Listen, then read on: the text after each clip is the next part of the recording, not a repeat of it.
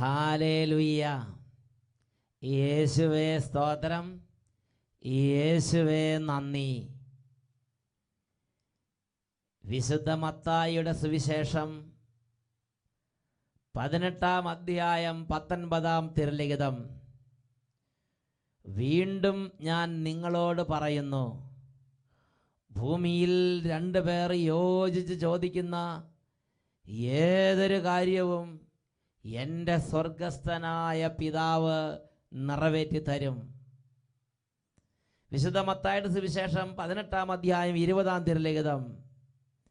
2-3 പേർ എൻ്റെ നാമത്തിൽ ഒരുമിച്ച് കൂടുന്നിടത്ത് അവരുടെ മധ്യേ ഞാൻ ഉണ്ടായിരിക്കും.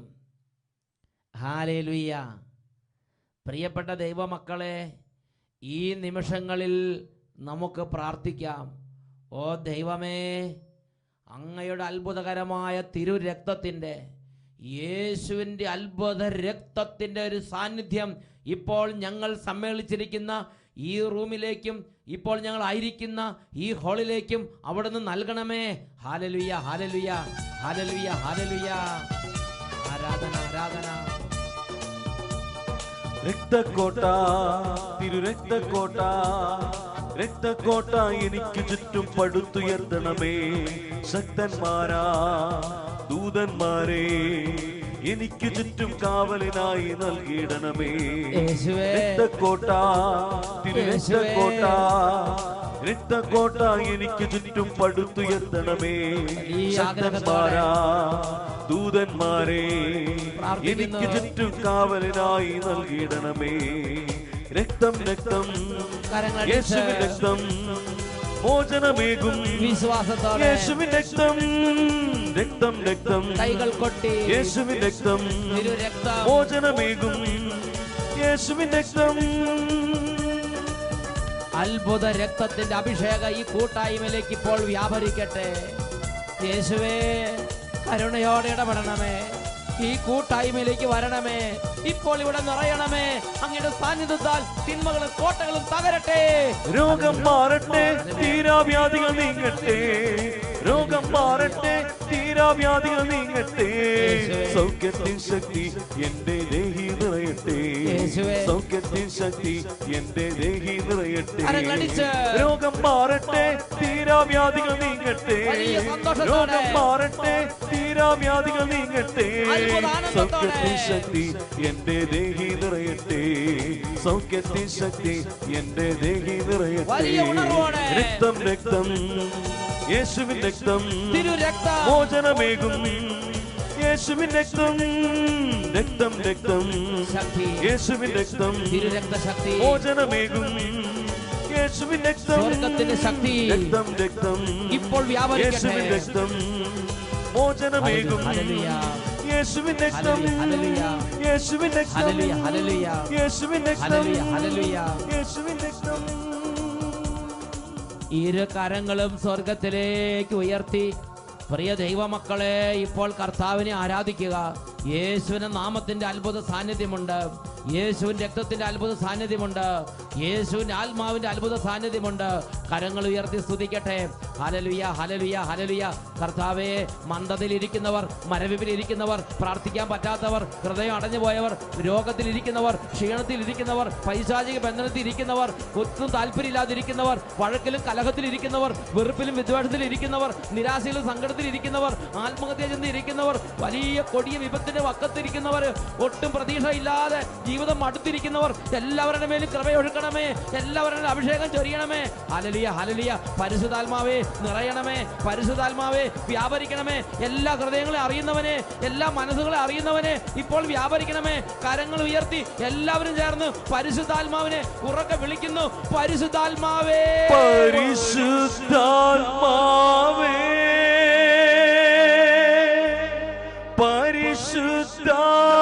പരിശുദ്ധാത്മാവേ. കരങ്ങൾ ഉയർത്തി മനസ്സ് തുറന്ന് പരിശുദ്ധാത്മാവേ,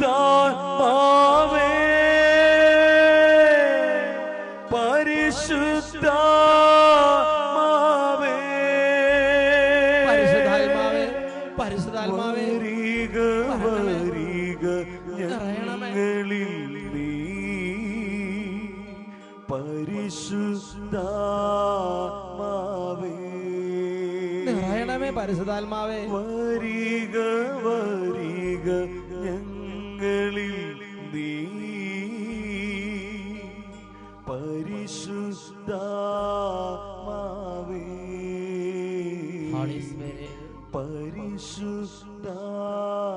mighty power. സ്പർശിക്കണം പരിശുദ്ധാത്മാവേ, തൊടണമേ പരിശുദ്ധാത്മാവേ. Hallelujah, hallelujah. യേശുവേ ആരാധന, ആരാധന.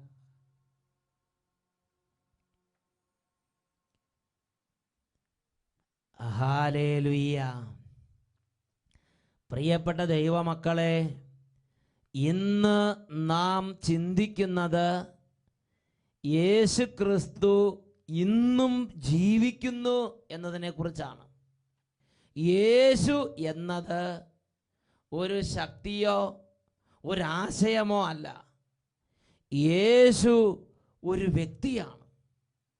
ഞാനും നിങ്ങളും ഹൃദയം കൊണ്ട് രക്ഷിതാവായി യേശുവിനെ അംഗീകരിക്കുകയും രക്ഷിതാവായി യേശുവിനെ ആരാധിക്കുകയും രക്ഷിതാവായി യേശുവിൻ്റെ വചനങ്ങളും പ്രമാണങ്ങളും പാലിക്കുകയും ചെയ്താൽ നിശ്ചയമായും സ്വർഗത്തിലെ യേശു, പിതാവിൻ്റെ വലതുഭാഗത്തിരിക്കുന്ന യേശു ഇന്ന് ഞാനും നിങ്ങളും ജീവിക്കുന്ന ആ സാഹചര്യത്തിൽ നമ്മോട് കൂടെ വ്യാപരിക്കും, നമ്മോട് കൂടെ പ്രവർത്തിക്കും, നമ്മോട് ഇടപെടും. ഒരു വ്യക്തിയായി നമ്മുടെ കൂടെ അവൻ നടക്കും. ഹല്ലേലൂയ. യേശു 2000 വർഷങ്ങൾക്ക് മുമ്പ് പലസ്തീനായിൽ ജനിച്ച് 33 വർഷം ഈ ഭൂമിയിൽ ജീവിച്ച് കുരിശിൽ തറയ്ക്കപ്പെട്ട് മരിച്ചു അടക്കപ്പെട്ട് അവൻ 3-ാം നാൾ ഉയർത്തെഴുന്നേറ്റ് അവൻ പലർക്കും പ്രത്യക്ഷനായി. അതിനുശേഷം 40 നാൾ സ്വർഗാരോഹണം ചെയ്തു. പിതാവിൻ്റെ വലതുഭാഗത്ത് അവൻ ഉപവിഷ്ടനായി. ഈ കാര്യങ്ങളെല്ലാം നാം അംഗീകരിക്കുന്നുണ്ട്. എന്നാൽ യേശു, പിതാവിൻ്റെ വലതുഭാഗത്ത് ഉപവിഷ്ടനായ യേശു ഇന്നും ജീവിക്കുന്നു. അവൻ ഇവിടെയുണ്ട്, അവൻ നമ്മുടെ മധ്യത്തിലുണ്ട്, അവൻ നമ്മുടെ കൂടെയുണ്ട്.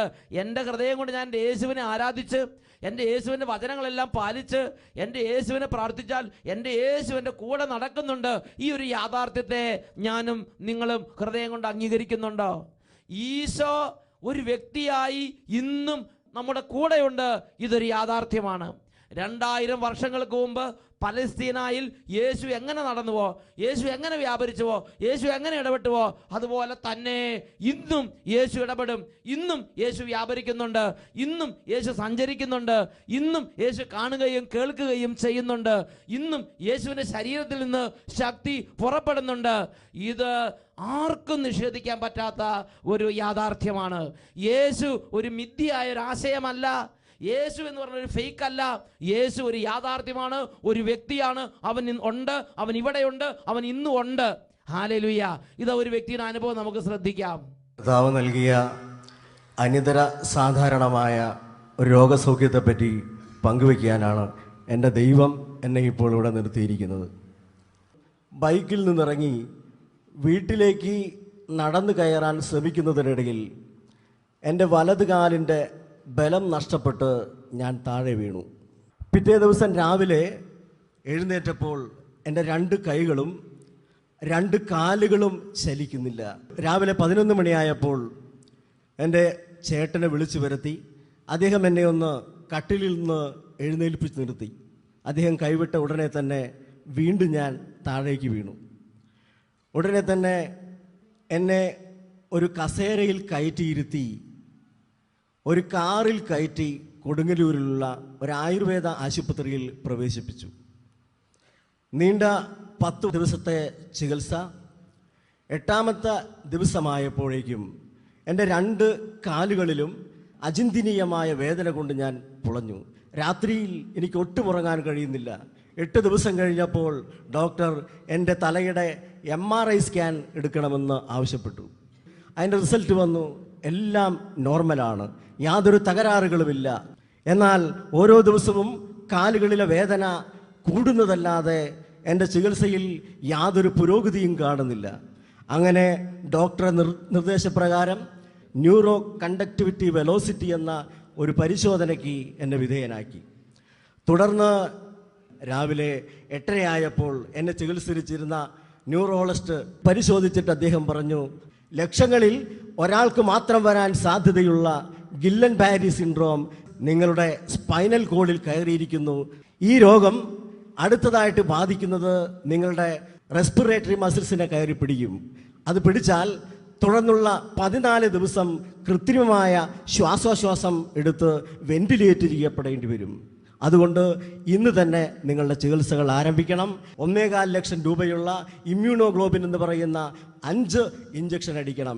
7 ലക്ഷം രൂപയോളം ഒരാഴ്ചയ്ക്കുള്ളിൽ വേണം. എൻ്റെ ശരീരത്തിലെ രക്തത്തിലെ പ്ലാസ്മ മുഴുവൻ റീപ്ലേസ് ചെയ്യണം. അനേകം വ്യക്തികളുടെ രക്തമെടുത്തിട്ട് വേണം അത് റീപ്ലേസ് ചെയ്യാനായിട്ട്. അങ്ങനെ ഡോക്ടർ ഇത് പറഞ്ഞു കഴിഞ്ഞപ്പോൾ ഞാനിത് ICUവിൽ കിടന്ന് കേൾക്കുന്നുണ്ട്. ഞാൻ പറഞ്ഞു, ഉടനെ തന്നെ ഡിസ്ചാർജ് ചെയ്യണം. ഇത്രമാത്രം സാമ്പത്തിക ചെലവുള്ള ഒരു ചികിത്സ ഞങ്ങൾക്ക് സാധ്യമല്ല, അഫോർഡ് ചെയ്യാൻ കഴിയില്ല.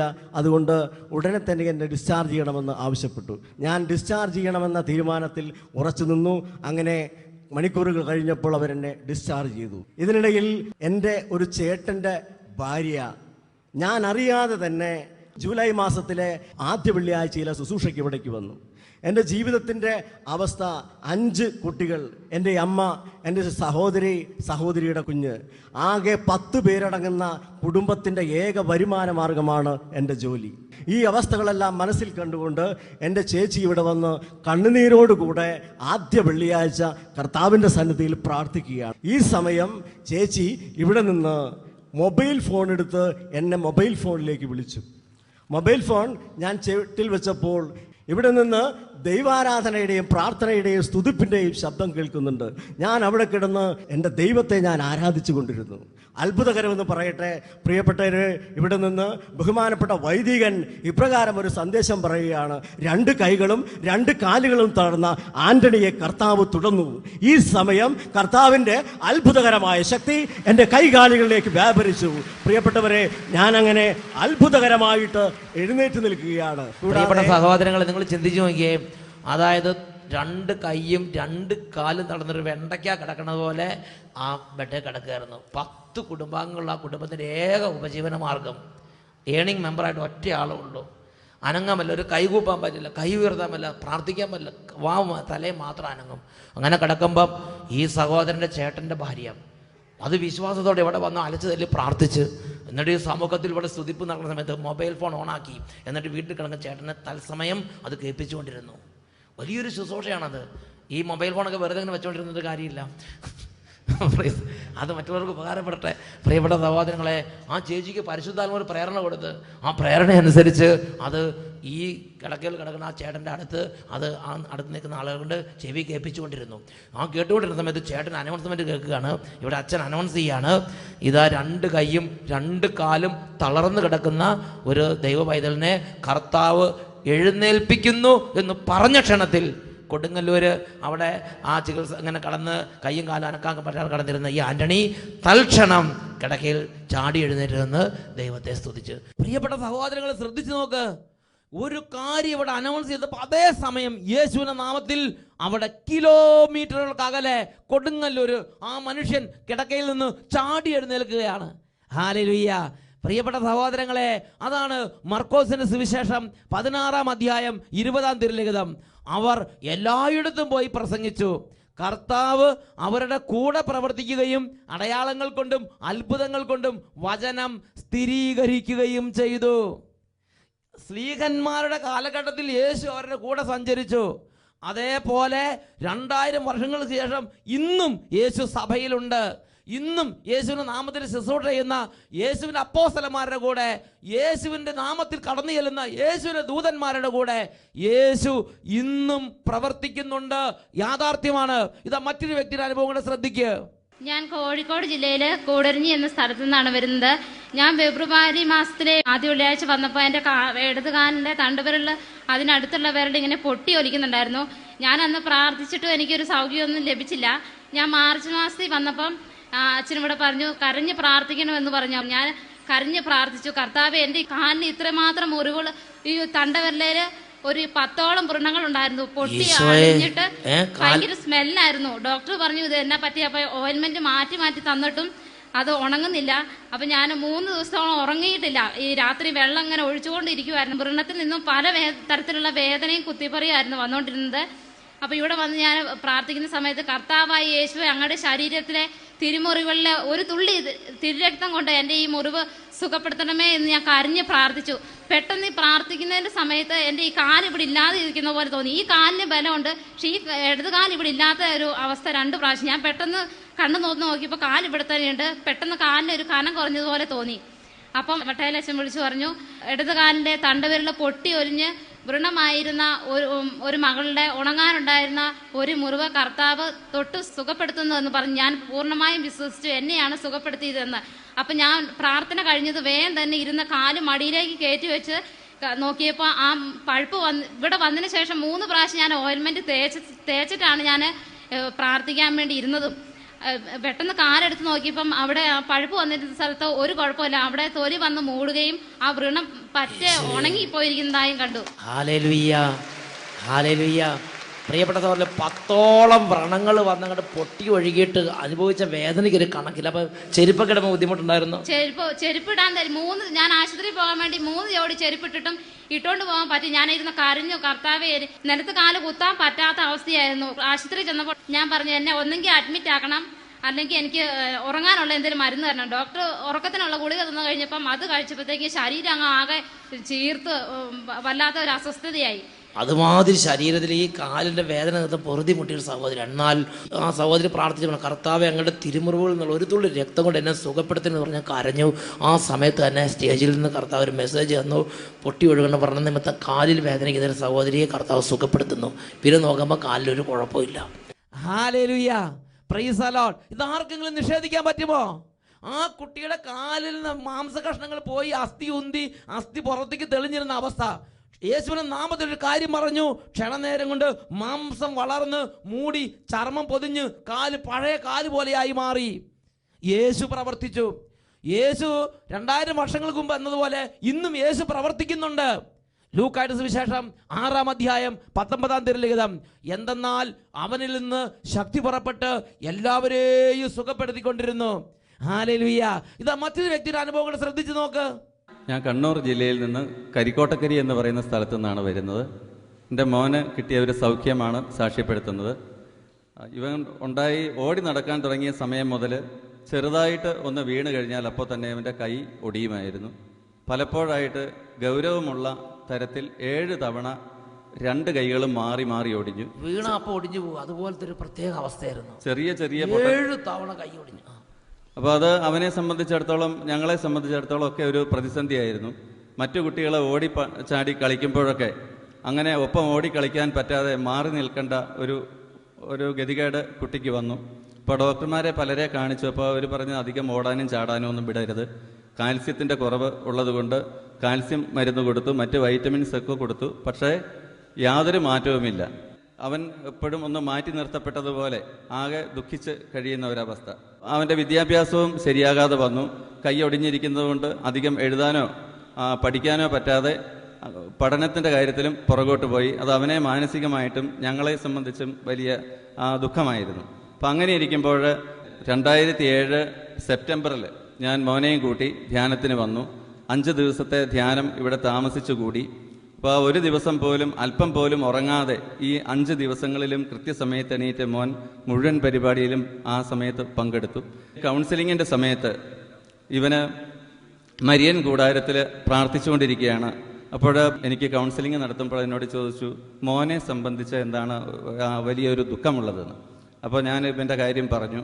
അപ്പോൾ ബ്രദർ പ്രാർത്ഥിച്ചിട്ട് പറഞ്ഞു, അവന് അസ്ഥികൾക്ക് ഈശോ ബലം കൊടുക്കുന്നുണ്ട്, അത് സാക്ഷ്യം പറയേണ്ടതായിട്ട് വരും, ഈശോ സൗഖ്യം കൊടുക്കുന്നുണ്ടെന്ന്. ഏതായാലും അതിനുശേഷം ഇതുവരെ മോൻ്റെ കൈ എവിടെയും ഒടിഞ്ഞിട്ടില്ല. ഒരുപാട് തവണ 3 വർഷം കഴിഞ്ഞു. 3 വർഷമായിട്ട് പിന്നെ ആ ധ്യാനത്തിന് ശേഷം ഇന്നു വരെ വീഴ്ചകൾ പലതും വീണിട്ടുണ്ട്. പല വീഴ്ച വീണു, വലിയ വീഴ്ച വീണു, മാരകമായ വീഴ്ചകൾ ഉൾപ്പെടെ സംഭവിച്ചിട്ടുണ്ട്. പക്ഷേ ആ ധ്യാനത്തിൽ ഇന്ന് വരെ കൈയൊടിയോ കാലൊടിയോ അസ്ഥികളുടെ ബലക്കുറവ് നിമിത്തമുള്ള ബുദ്ധിമുട്ട് ഈ കുട്ടി അനുഭവിക്കാതെ വന്നിട്ടില്ല. പ്രിയപ്പെട്ട സഹോദരങ്ങളെ, യേശു ഇന്നും ജീവിക്കുന്നു എന്നത് ഒരു യാഥാർത്ഥ്യമാണ്. എന്നാൽ ഇന്ന് നമ്മിൽ പലർക്കും ഈ ഒരു കാര്യത്തെ പച്ചയായി ജീവനോടെ അംഗീകരിക്കാൻ പറ്റുന്നില്ല. എന്താ അതിന്റെ കാരണം? ഇത് ഇന്നത്തെ മാത്രം വിഷയമല്ല. ശ്ലീഹന്മാർ പ്രവർത്തിച്ചിരുന്ന കാലഘട്ടത്തിലും ഈ ഒരു പ്രോബ്ലം ഉണ്ടായിരുന്നില്ലേ? പൗലോസ് അപ്പോസ്തലൻ തൻ്റെ ഹൃദയം പറിച്ചു നൽകി യേശു എന്ന യാഥാർത്ഥ്യത്തെയും യേശു എന്ന വ്യക്തിയെയും ദൈവജനത്തോട് പറഞ്ഞു. അപ്പോൾ അവരിൽ പലരും പറഞ്ഞു, ഞങ്ങൾ പിന്നീട് നിന്നിൽ നിന്ന് കേട്ടുകൊള്ളാം. ഇതൊക്കെ ശരിയാണോ തെറ്റാണോ എന്ന് ആർക്കറിയാം? ഇങ്ങനെ അവർ പല സംശയത്തിൻ്റെയും പുറത്ത് പിരിഞ്ഞു പോകുന്ന സമയം. അപ്പോസ്തല പ്രവൃത്തി 28-ാം അധ്യായം 26 മുതൽ 29 വരെ വാക്യങ്ങൾ. അവിടെ അവരോട് അതിൻ്റെ കാരണം അവർക്ക് എന്തുകൊണ്ട് യേശുവിനെ അംഗീകരിക്കാൻ പറ്റുന്നില്ല, ആ കാരണം പൗലോസ് അപ്പോസ്തലൻ വിശദമാക്കുന്നുണ്ട്. അതൊന്ന് വായിച്ചു കേൾക്കാം. അപ്പോസ്തല പ്രവർത്തനം 28-ാം അധ്യായം 26 മുതൽ 29 വരെ വാക്യങ്ങൾ. നിങ്ങൾ തീർച്ചയായും കേൾക്കും, എന്നാൽ മനസ്സിലാക്കുകയില്ല. നിങ്ങൾ തീർച്ചയായും കാണും, എന്നാൽ ഗ്രഹിക്കുകയില്ല. അവർ കണ്ണുകൊണ്ട് കാണുകയും കാതുകൊണ്ട് കേൾക്കുകയും ഹൃദയം കൊണ്ട് മനസ്സിലാക്കുകയും മാനസാന്തരപ്പെടുകയും ഞാൻ അവരെ സുഖപ്പെടുത്തുകയും ചെയ്യുക സാധ്യം. അത്രയ്ക്കും ഈ ജനതയുടെ ഹൃദയം കഠിനമായി തീർന്നിരിക്കുന്നു. ചെവിയുടെ കേൾവി മന്ദീഭവിച്ചിരിക്കുന്നു. കണ്ണ് അവർ അടച്ചു കളഞ്ഞിരിക്കുന്നു. അതിനാൽ നിങ്ങളിത് അറിഞ്ഞുകൊള്ളുവിൻ, ദൈവത്തിൽ നിന്നുള്ള ഈ രക്ഷ വിജാതിയരുടെ പക്കലേക്ക് അയക്കപ്പെട്ടിരിക്കുന്നു. അവർ അത് കേൾക്കുകയും ചെയ്യും. യേശയ്യാ പ്രവാചകനിലൂടെ ഇവരുടെ പിതാക്കന്മാരെ കുറിച്ച് അരുളി ചെയ്യപ്പെട്ട വചനം പരിശുദ്ധാത്മാവ് പൗലോസ് അപ്പോസ്തലന് വെളിപ്പെടുത്തി ആ ജനത്തിന്റെ പ്രശ്നത്തെ വ്യാഖ്യാനിച്ചു കൊടുക്കുകയാണ്. പ്രിയപ്പെട്ട സഹോദരങ്ങളെ, നമ്മൾ ആരെങ്കിലും ഇതുപോലെ ആയിട്ടുണ്ടോ? ഒരുപാട് കാര്യങ്ങൾ യേശു ക്രിസ്തുവിന്റെ നാമത്തിൽ ഇന്ന് പ്രകടമായി നമ്മുടെ കൺമുമ്പിൽ സ്വർഗം ചെയ്യുകയാണ്. എന്നിട്ടും യേശു എന്ന വ്യക്തിയെ ആരാധിക്കാൻ, യേശു എന്ന വ്യക്തിയിലേക്ക് മനസ്സ് തിരിയാൻ തടസ്സമുള്ള എന്തെങ്കിലും ഉണ്ടോ? ചിന്തിച്ചു നോക്കണം. ഉണ്ടെങ്കിൽ പ്രിയ ദൈവ പൈതലേ, ഇന്ന് നീ ഒന്ന് എളിമപ്പെടുക. കർത്താവിൻ്റെ ആത്മാവ് നിന്നെ സഹായിക്കും.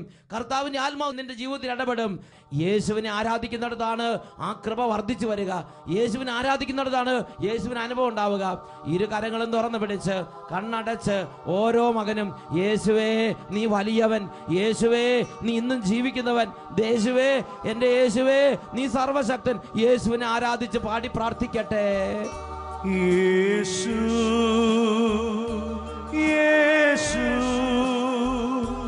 അവനാരിലും വലിയവൻ. യേശു യേശു അവനാരിലും മതിയായവൻ. എൻ്റെ യേശു അവൻ വലിയവൻ. യേശു യേശു അവനാരിലും വലിയവൻ. യേശു യേശു അവനാരിലും മതിയായവൻ. മകനെ മകളെ, നീ യേശുവിനെ ഏറ്റു പറയുക. യേശു യേശു അവനാരിലും വലിയവൻ. യേശുവേ യേശു യേശു അവനാരിലും മതിയായവൻ.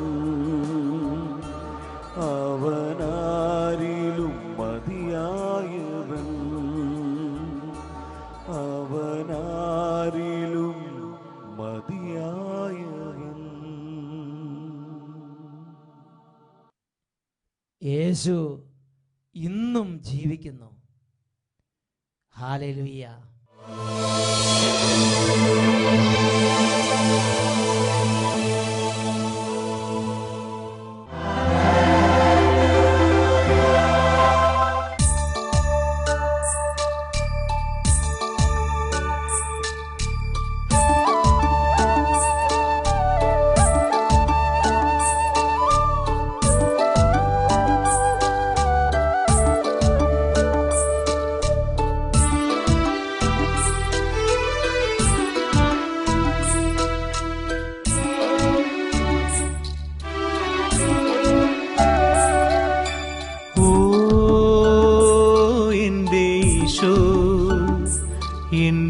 ആത്മാവ് കാത്തിരിക്കുന്നു. ഓ എന്റെ ഈശോ, അങ്ങിലൊന്നായി തീരുവാൻ മോഹം. എന്റെ ആത്മാവിൽ നീ വന്നു വാണിടണേ, എന്റെ ജീവന്റെ ജീവനായി. ഓ എന്റെ ഈശോ, എന്റെ ആത്മാവ് കാത്തിരിക്കുന്നു. റോമാലേഖനത്തിൽ 16-ാം അധ്യായം 20-ാം തിരുലിഖിതം, സമാധാനത്തിന്റെ ദൈവം ഉടൻ തന്നെ പിശാചിനെ നിങ്ങളുടെ കാൽ കീഴിലാക്കി തകർത്ത് കളയും. ഈ നിമിഷങ്ങളിൽ ഓരോ പ്രയാസങ്ങളും തകർച്ചകളും തർക്കദോഷങ്ങളും ദുശീലങ്ങളും മദ്യപാനവും ചീട്ടുകളിയും ചീത്ത കൂട്ടുകെട്ടുകളും ഓരോ വിധത്തിലും ആത്മീയമായി തകർന്നുകൊണ്ടിരിക്കുന്നവർ കരങ്ങൾ രണ്ട് സ്വർഗത്തിലേക്ക് ഉയർത്തി യേശുവിന്റെ അത്ഭുത നാമത്തെ വിളിക്കട്ടെ. പിശാചിനെ കാൽ കീഴിലാക്കി തകർത്ത് കളയുന്ന സർവശക്തനായ ദൈവം ഈ നിമിഷം ഇടപെടുകയാണ്. കരങ്ങൾ ഉയർത്തി എല്ലാവരും പ്രാർത്ഥിക്കട്ടെ. ഹല്ലേലൂയ, ഹല്ലേലൂയ, ഹല്ലേലൂയ. യേശുവേ, യേശുവേ, യേശുവേ. ഹൃദയം നുറുങ്ങി യേശുവിനെ വിളിക്കുക, മനസ്സ് നുറുങ്ങി യേശുവിനെ വിളിക്കുക. യേശുവേ, യേശുവേ, യേശുവേ. ആരാധന, ആരാധന, ആരാധന. ഓ യേശുവേ, അങ്ങയുടെ അത്ഭുതകരമായ ശക്തി അങ്ങയുടെ ശരീരത്തിൽ ഇപ്പോൾ വ്യാപരിച്ചുകൊണ്ടിരിക്കട്ടെ. തലമുറകളായി തകരുന്ന ഓരോ കുടുംബങ്ങളിലേക്കും വംശങ്ങളിലേക്കും അങ്ങയുടെ അത്ഭുത ശക്തി ഇപ്പോൾ വ്യാപരിക്കട്ടെ. Hallelujah, hallelujah. യേശുവേ, ആരാധന, ആരാധന. വന്നു വാണിടണേ, എന്റെ ജീവന്റെ ജീവനായി.